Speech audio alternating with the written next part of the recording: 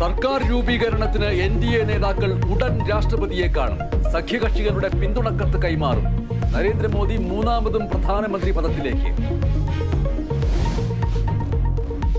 K മുരളീധരനെ അനുനയിപ്പിക്കാൻ Congress. KPCC അധ്യക്ഷൻ K Sudhakaran നേരിട്ട് കാണും. തൃശൂരിൽ വീണ്ടും കോൺഗ്രസ് നേതാക്കൾക്കെതിരെ പോസ്റ്റർ പ്രതിഷേധം. BJP-യുടേത് മുഖ്യമന്ത്രി സ്വർണ്ണത്താരത്തിൽ വച്ചു നൽകിയ വിജയമെന്ന് MM ഹസൻ.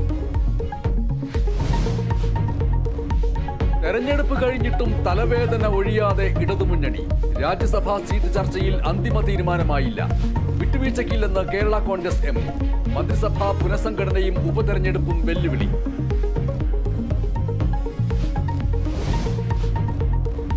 കൊച്ചി സ്വകാര്യ ഹോസ്റ്റലിൽ ഭക്ഷ്യവിഷബാധ.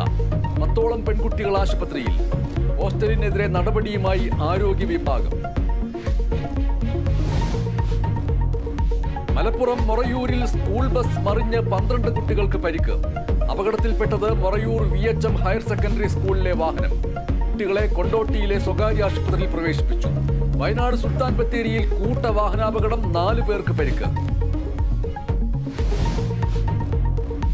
ആലപ്പുഴ മെഡിക്കൽ കോളേജിൽ ചികിത്സാ പിഴവ് എന്ന് ആരോപണം.